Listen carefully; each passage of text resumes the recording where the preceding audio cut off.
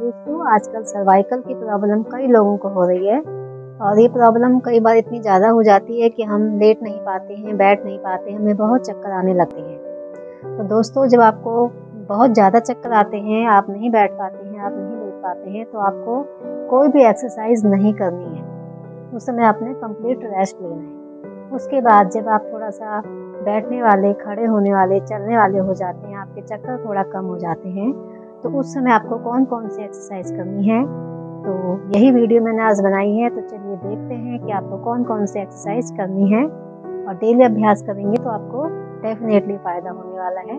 चलिए video start करते हैं। सीधे बैठ जाइए, कहीं भी बैठ सकते हैं आप। अगर आप नीचे नहीं बैठ सकते हैं, आप बेड पे बैठ जाएं, चेयर पे बैठ जाएं। बस शर्त ये होनी चाहिए कि आपकी कमर सीधी हो।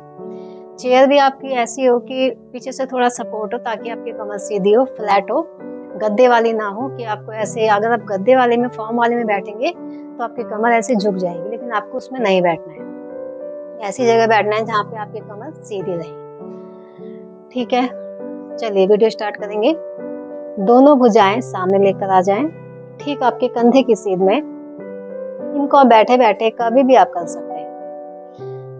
इनहेल करें और अपनी उंगलियों को फैलाएं। शक्ति लगानी है।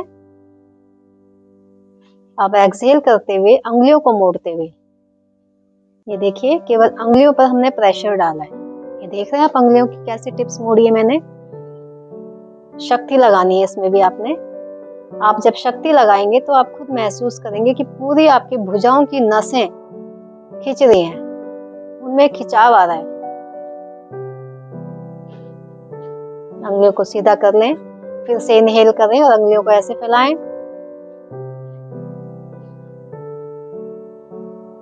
एक्सहेल करते हुए उंगलियों को मोड़ें।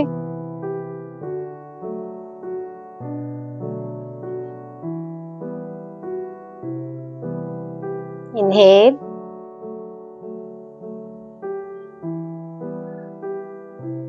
एक्सहेल।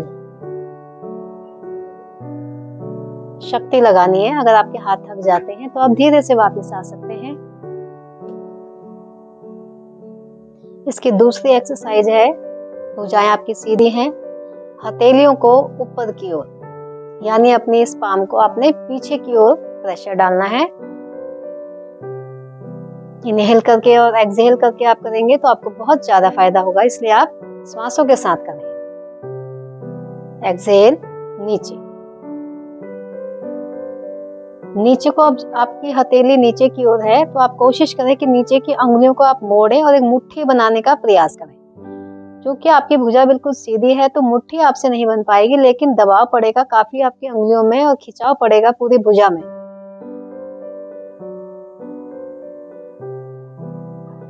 सामने, फिर इनहेल, हथेलियां फिर ऊपर, अपनी ओर प्रेस करें।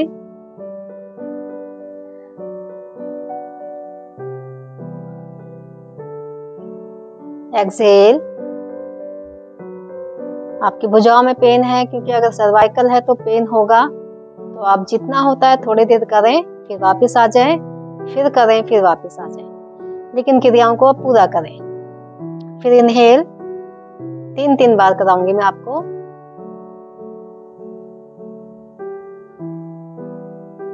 एक्सहेल,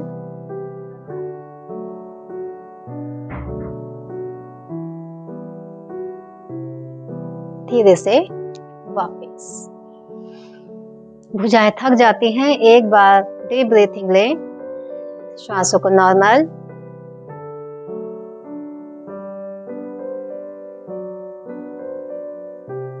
रिलैक्स करना बहुत ही जरूरी है। अब यहीं से मुट्ठी बनाएंगे, अंगूठा अंदर रखते हुए। देखिए इस प्रकार अंगूठा अंदर है, मुट्ठी बनाएं, फिर से इनहेल करें और दबाएं अपनी मुट्ठी को।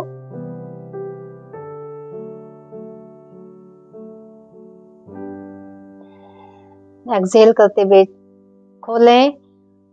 अब अंगूठा हमने बाहर रखा है, एक बार में अंगूठा अंदर, एक बार में अंगूठा बाहर। फिर से इनहेल,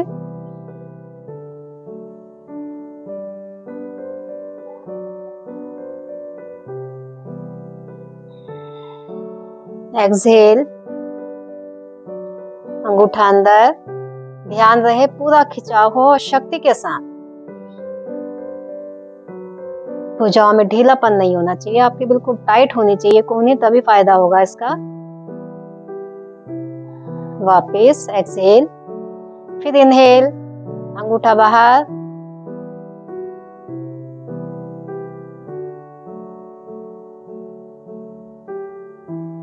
धीरे से वापस, फिर से भुजा वापस लेकर आए। एक बार डीप ब्रीथिंग,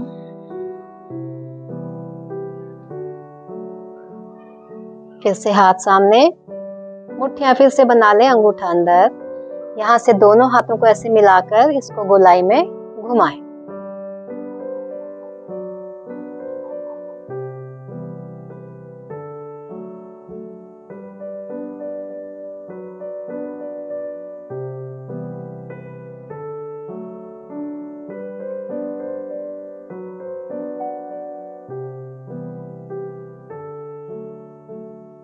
अब इसका उल्टा चलाएं। ध्यान रहे मेरी कोहनियां सीधी हो।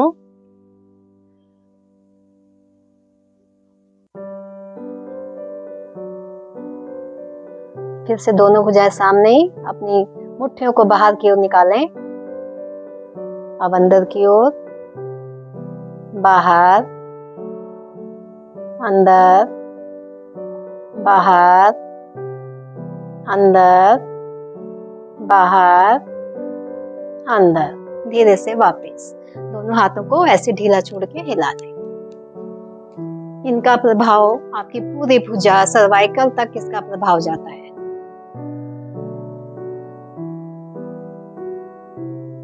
अंगुलियों को हिलाएं।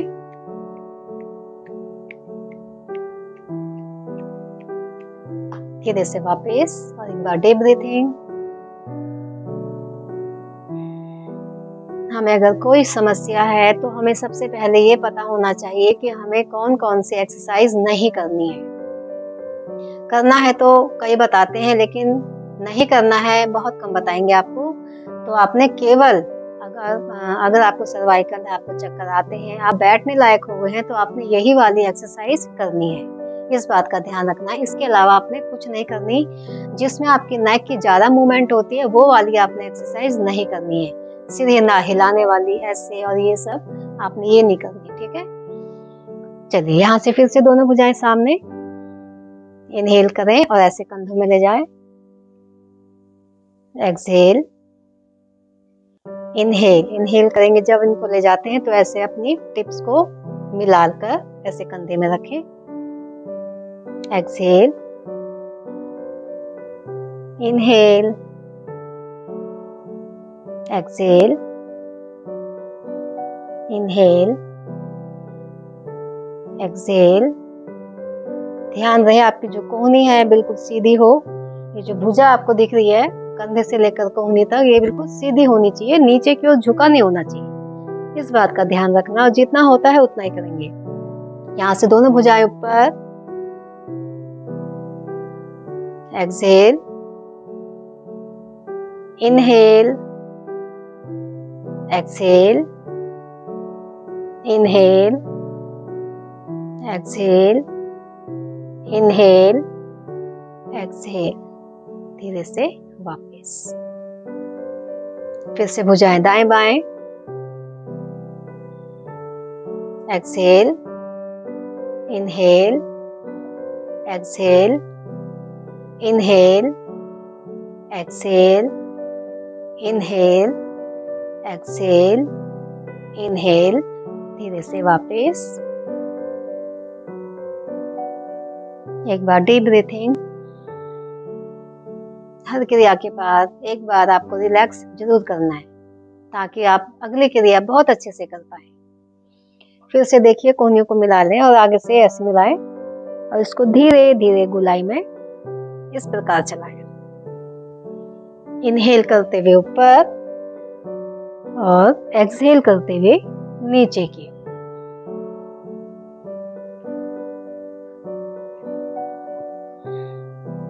पूरा गोलाई में सर्कल चलाते हुए, पूरा सर्कल बनाते हुए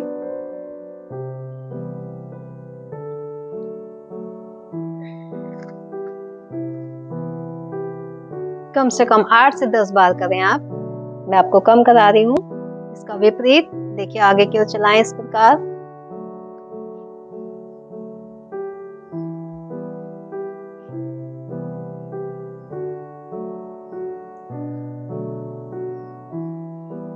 पूरी कोहनियों को खोलते हुए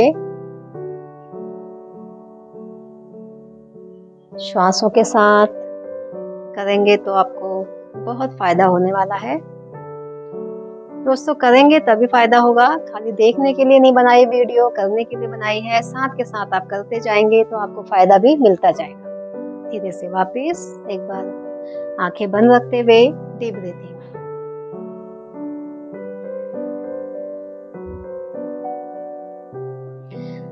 चलिए अगली क्रिया देखिए। दोनों हाथों की उंगली को ऐसे फंसा लें और माथे पर रख लें।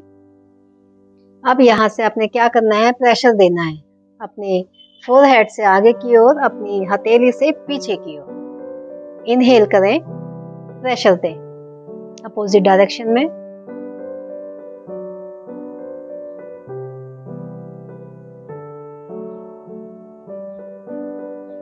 एक्सहेल, ढीला छोड़ें। फिर इनहेल,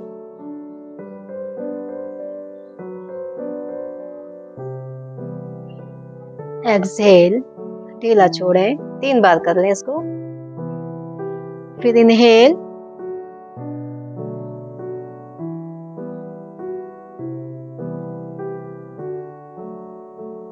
एक्सहेल, ढीला, पीछे रख लें अपने।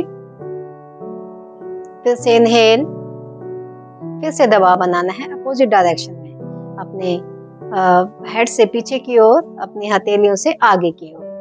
इनहेल करके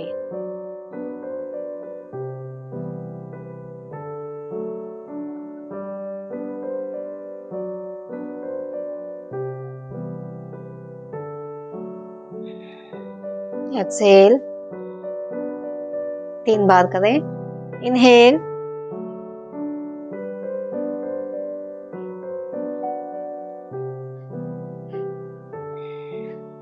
एक्सहेल, ढीला छोड़ें। एक बार फिर इनहेल और प्रेशर दें, शक्ति लगाएं।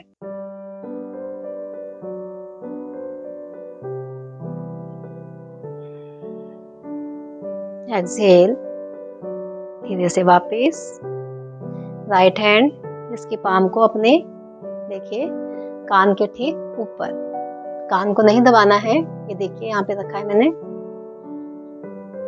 इनहेल, दबाएं।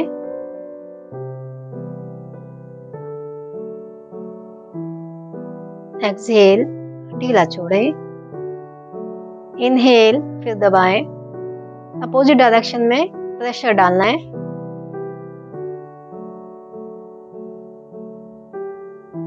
एक्सहेल, ढीला, हथेली से कनपट्टी की ओर, कनपट्टी से हथेली की ओर। एक बार फिर इनहेल करें।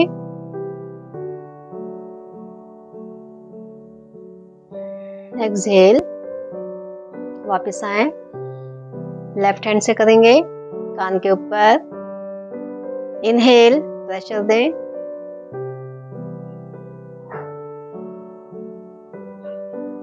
एक्सहेल, धीरे से वापस। एक बार फिर इनहेल।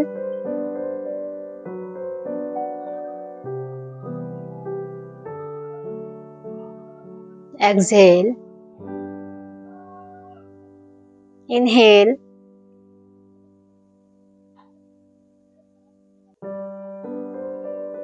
एक्सहेल। अब यहाँ से राइट हैंड के हथेली को देखिए चिन पर रखिए ऐसे, और नीचे कोहनी के नीचे अपने लेफ्ट हैंड को रखें और इसमें प्रेशर दें। इनहेल करें और दबाएं ऊपर की ओर।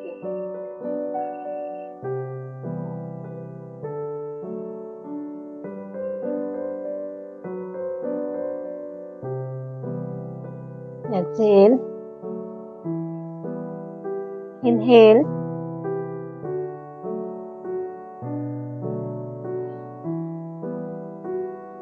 एक्सहेल, इनहेल,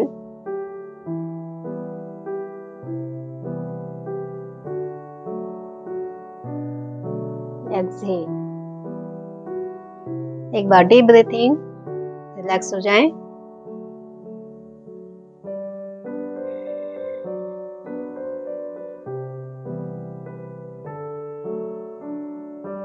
अब यहीं से दोनों हाथों को ऊपर ले जाएं। राइट हैंड से अपने लेफ्ट हैंड की कलाई को पकड़ लें और पीछे की ओर से खींचें। गर्दन को अपने सीधा रखना है, ना नीचे झुकाना है, ना टेढ़ा करना है।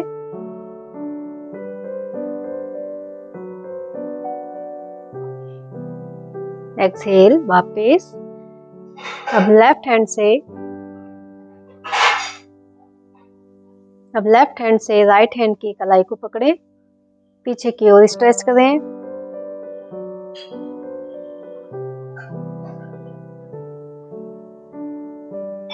धीरे से वापस। दोस्तों ये हो गई कुछ क्रियाएं, कुछ बैठ के हैं और कुछ खड़े होके हैं। थोड़ी सी क्रियाएं खड़े होके भी करा देती हूँ आपको। दोस्तों खड़े होके कुछ ऐसी क्रियाएं हैं, देखिए सीधे खड़े हो जाएं और राइट हैंड को सामने लेकर आएं, ऊपर ले जाएं, पाम देखिए सामने की ओर है। इनहेल और एक्सहेल नीचे। इनहेल ऊपर, exhale, inhale, exhale, inhale, exhale. इसी को हम लेफ्ट हैंड से करेंगे, भुजा सामने।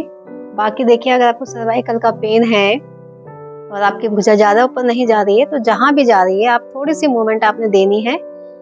एक्सहेल नीचे, अपनी नेक को आपने नहीं हिलाना है।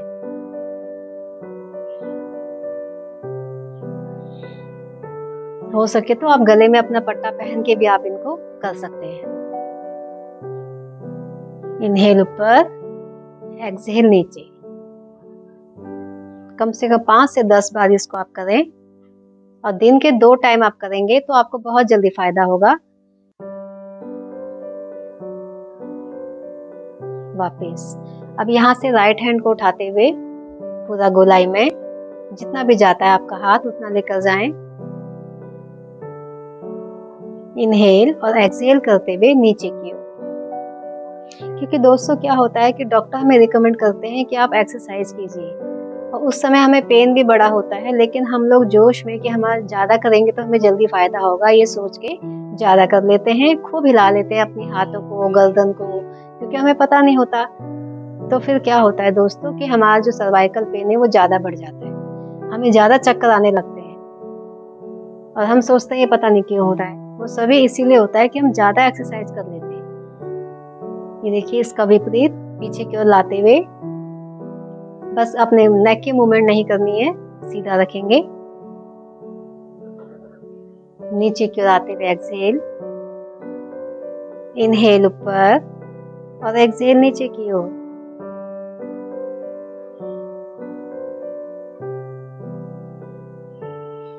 धीरे से वापस। इसी क्रिया को हम लेफ्ट हैंड से करेंगे। इनहेल ऊपर और एक्सहेल नीचे की ओर। पूरा गोलाई में चलाएं इसको।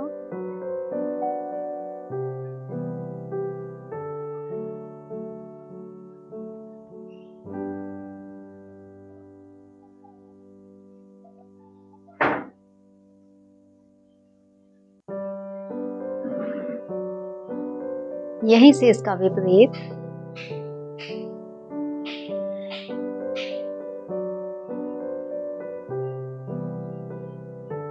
इनहेल ऊपर और एक्सहेल नीचे की ओर।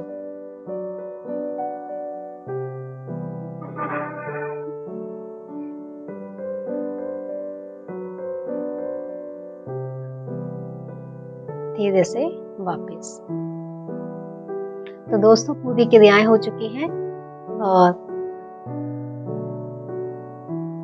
दोस्तों इसके साथ ही साथ आपको कुछ प्राणायाम भी करने चाहिए, जैसे कि नाड़ी शोधन प्राणायाम या अनुलोम विलोम प्राणायाम। इससे हमारी नस नाड़ियों में कहीं भी कोई ब्लॉकेज होती है, कोई भी अवरोध होता है तो वो सब खुल जाता है हमारी श्वासों के द्वारा, हमारी श्वसन क्रिया के द्वारा। तो दोस्तों ये आपने जरूर करना है।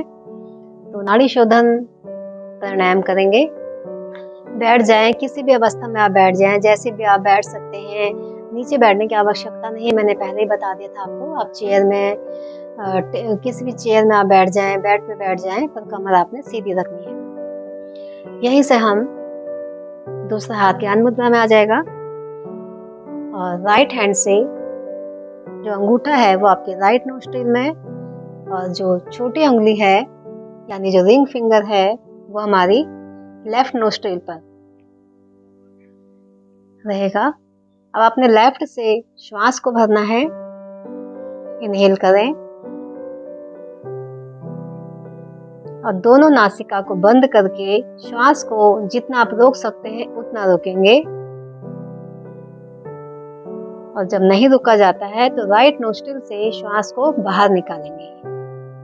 फिर राइट से भरेंगे, दोनों नोस्ट्रिल को बंद करेंगे, यथाशक्ति रुकेंगे जितना आप रोक सकते हैं। नहीं रुके तो लेफ्ट से श्वास को बाहर निकालना है। तो अपने सिंपल विधि में करनी है नाड़ी शोधन प्राणायाम और बहुत फायदा होगा। कोहनियों को आपने ऐसे उठा के नहीं रखना। अगर आप ऐसे रखेंगे तो आपके हाथ जल्दी थक जाते हैं, तो आप इसको नीचे रख लें। लेफ्ट से श्वास को भरें, श्वास को रोके दोनों नोस्ट्रिल को बंद करते हुए,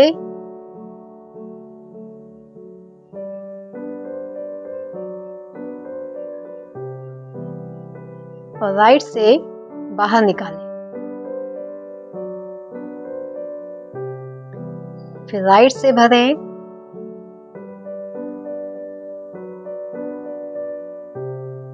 दोनों नोस्ट्रिल बंद करें, श्वास को यथाशक्ति रोकें, और लेफ्ट से धीरे धीरे श्वास को बाहर निकालें। बस इस बात का ध्यान रखना है कि अगर आपको अस्थमा है तो आपने नाड़ी शोधन प्राणायाम नहीं करना है, क्योंकि इसमें हमें श्वास को रोकना पड़ता है। जो जिसको अस्थमा होता है वो श्वास को नहीं रोक सकता है, तो इसलिए उस समय आपने नाड़ी शोधन नहीं करना है। अगर आप अस्थमैटिक प्रॉब्लम आपको है तो आपको अनुलोम विलोम करना है। उसमें आपकी विधि यही रहती है, लेकिन उसमें श्वास को रोकना नहीं है। उसमें भी वही होता है कि लेफ्ट से हम श्वास को भरेंगे और राइट से निकालेंगे, राइट से भरेंगे, लेफ्ट से बाहर निकालेंगे। उसमें श्वास को नहीं रोकना है, तो वो वाला आप कर सकते हैं। बाकी अगर आपको कोई प्रॉब्लम नहीं है श्वास की तो आप नाड़ी शोधन कीजिए। तो दोस्तों, नाड़ी शोधन भी कम से कम आपको 5 से 10 मिनट तक करना चाहिए। अनुलोम विलोम प्राणायाम भी और नाड़ी शोधन दोनों प्राणायाम 5 से 10 मिनट आपको करने होंगे, और आप देखेंगे कि आपको सर्वाइकल में बहुत जल्दी फायदा होने लगा है। क्योंकि बीमारियां हमारी काफी पुरानी हो जाती है और हम सोचते हैं कि हम योगाभ्यास कर रहे हैं तो कम से कम हमें 1 हफ्ते में या 2 दिन में हमें फायदा मिलेगा। ऐसा नहीं होता। योगा जो है इसमें थोड़ा सा टाइम लगता है, लेकिन ये पूरी तरह से आपको क्योर कर देता है। तो दोस्तों, वीडियो कैसी लगी आपको?